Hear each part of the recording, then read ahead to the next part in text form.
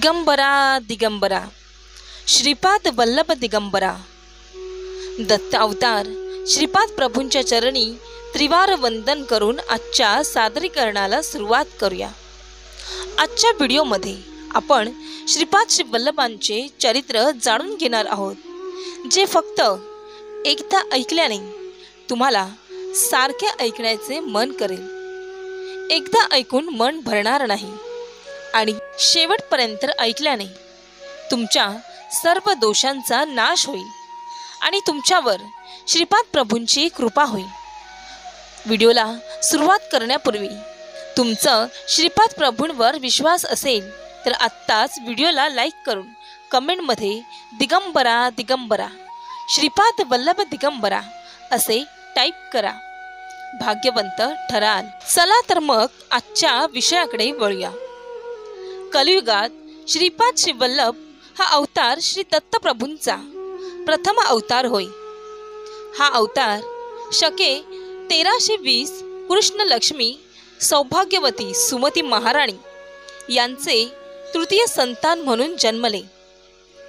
श्रीपाद श्री वल्लभांना श्रीधर राज रामराज शर्मा हे दोघे भाऊ आणि श्री विद्याधरी राधा आणि सुरेखा या 3 बहिणी होत्या।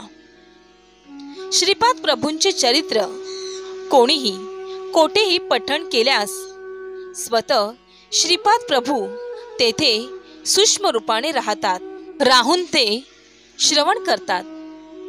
या संबंधीची एक कहाणी सांगतो तुम्हाला, सावध होऊन शेवटपर्यंत ऐका, भाग्यवंत ठराल।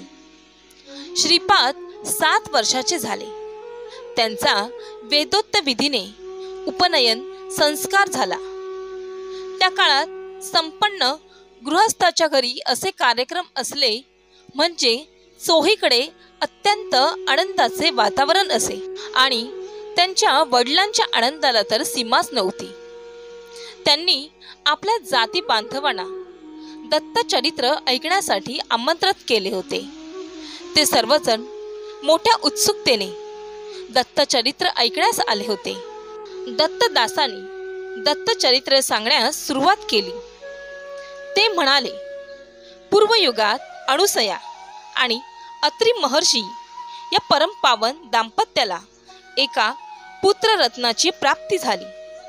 त्याचेच नाव दत्तात्रेय असे ठेवले होते। तेच दत्तात्रेय सध्या या कलियुगात श्रीपाद श्री वल्लभ या रूपाने पिटिकापुरम मध्ये अवतरले।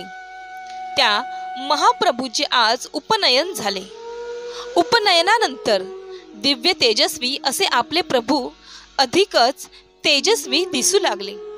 अशा दिनजनक उद्धारक असणाऱ्या प्रभूचे नित्य मांगल्य होऊ दे, हीच कथा ते सारखी सांगत होते आणि श्रोते तन्मय होऊन ऐकत होते। असे 53 वेळा कथन झाले। दत्तदासावर श्रीपाद प्रभूंची अमृत दृष्टी पडली। उपनयानंतर श्रीपाद तेथे असलेल्या ब्राह्मणांना म्हणाले की ते लगेच माळसादारीच्या घरी जाणार आहेत। जाण्याचे कारण विचारले तेव्हा श्रीपाद म्हणाले, विशुद्ध अंतकरण असलेला दत्तदास माझे चरित्र सांगत आहे। त्याने एकदा सांगितलेला कथाभाग 1 अध्याय असे समजल्यास 53 अध्याय पूर्ण झाले आहेत। माझ्या चरित्रातील 53 अध्याय श्रद्धेने पूर्ण करणाऱ्याला देण्यासाठी असलेले साध्य फळीत लगेच त्याला द्यायचे आहे। श्रीपाद प्रभूंच्या भक्त वात्सल्याला जाती कुळाचा भेद नाही। श्रीपाद प्रभूंना दत्तदासाकडे जाण्यासाठी ब्राह्मणांनी अनुमती दिली नाही। तेव्हा श्रीपाद क्रोधावेशाने म्हणाले, तुम्ही कोणालाही पंचम म्हणून नीच जातीच्या लोकांना रुच्चरतेने दाबून टाकीत आहात, परंतु त्यांच्यावर माझा कृपा कटाक्ष जास्त असल्याने येणाऱ्या शताब्दीमध्ये ते उन्नत स्थितीत राहतील आणि तुमचे ब्राह्मण तत्व, तुमचे अधिकार, त्यांची सेवावृत्ती धारण करून धर्मभ्रष्ट कर्मभ्रष्ट होतील। माझे वचन म्हणजे काळ्या दगडावरील रेख आहे, त्यातील एकाही अक्षरात बदल होणार नाही। तुम्हा ब्राह्मणामधील जे धर्मबद्ध होऊन दत्त भक्ती करतील, आपले जीवन व्यतीत करतील, त्यांची मी डोळ्यात तेल घालून रक्षा करीन. श्रीपादांच्या क्रोधावेशाला आई वडिलांनी शांत करण्याचा प्रयत्न केला. थोड्या वेळाने ते शांत झाले व त्यांनी मौन धारण केले. नेमके त्याच वेळी दत्तदासांच्या घरी त्यांच्या दिव्य मंगल स्वरूपात दर्शन दिले. त्यांनी प्रेमभराने समर्पण केलेली मधुर फळे स्वीकारली. त्यांनी दिलेले दूध प्रेमाने घेतले. त्यांनी आपल्या दिव्य हस्तांनी सर्वांना मिठाईचा प्रसाद दिला आणि दत्तदासाच्या घरी असणाऱ्या प्रत्येकाला त्यांनी आशीर्वाद दिला. ते भावनेनेच संतुष्ट होतात. त्यांना कुळ, गोत्राशी, परिस्थितीशी संबंध नसतो. दत्तप्रसाद अत्यकुळातील व्यक्तीने जरी आपणास दिला तरी त्याचा भक्तिभावाने स्वीकार करावा. त्याच्याकडे दुर्लक्ष केले अथवा प्रसाद अस्वीकार केल्यास आपण कष्ट नष्टांना बळी पडतो. श्रीपादांची भक्तांना आश्वासने. प्रथम, माझ्या चरित्राचे पारायण होत असलेल्या प्रत्येक स्थळी मी सूक्ष्म रूपात असतो.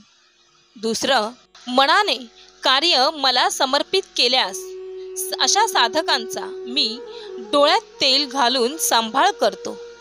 तिसरं, सतत माझे ध्यान करणाऱ्याचे कर्म ते कितीही जन्माजन्मांतरीचे असले तरी मी ते भस्म करून टाकतो. चौथं, मी श्रीपाद श्री वल्लभ आहे. माझ्या भक्तांच्या घरी महालक्ष्मी तिच्या संपूर्ण कलेने प्रकाशित असते. पाचवं, तुमचे अंतकरण शुद्ध असले तर माझा कटाक्ष सदैव तुमच्या सोबत असतो. हा संदेश शेवटपर्यंत पाहिल्याबद्दल धन्यवाद.